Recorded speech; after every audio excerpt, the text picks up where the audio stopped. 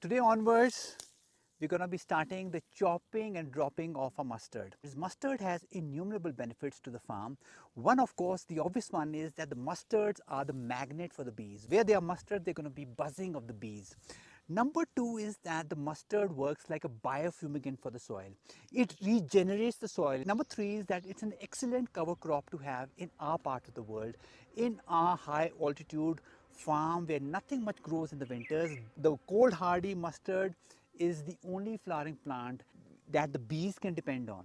Number four is that the mustards have fibrous roots which go really deep into the soil, creates all these fissures, and in a no-till, no-dig garden such as ours, it creates these fissures in the soil, and once we chop and drop them, those roots remain inside, sequestering all the carbon inside the soil for us.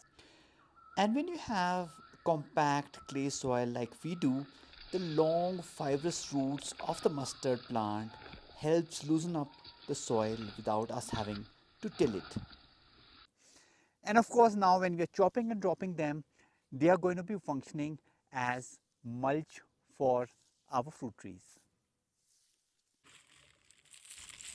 So we start sowing the mustard in early autumn before the onset of winters.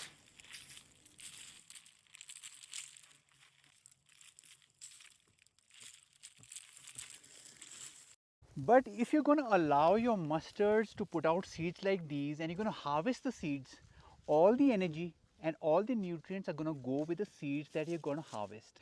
So if you're going to be planting the mustard in your farm as a soil regenerator, as a biofumigant, you need to treat your mustard as a sacrificial crop. You need to chop and drop them once they start flowering, because these seeds have all the nutrients, they have all the energy that you're going to take away. The mustard flowers are a magnet for the Asiatic, the Epicerana bee, for a multiple of reasons. One reason is that the flowers of the mustards are very simple and very easy for the Epicerana bee to sit on and access the nectar and the pollen.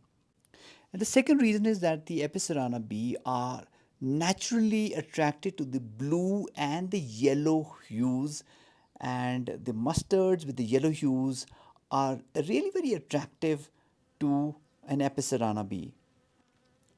And the third reason is that the mustard flowers produce an abundant amounts of nectar and abundant amounts of protein rich pollen which attract the native bees, the Epicerana bees.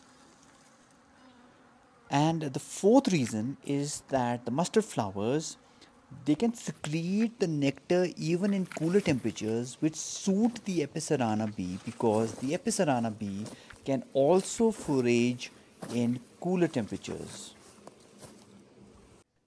Now this is what it looks like before we planted the mustard in our fields. This is early winter.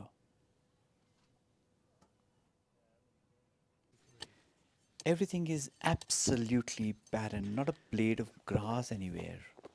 But after we plant the mustard, this is what it looks like.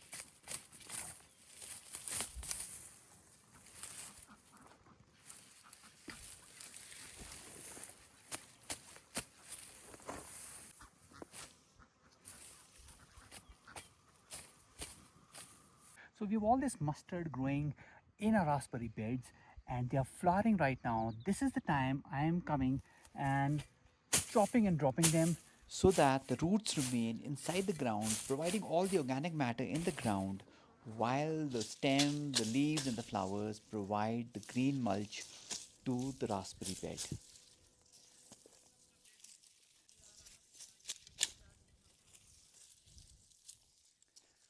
This, no? Move side.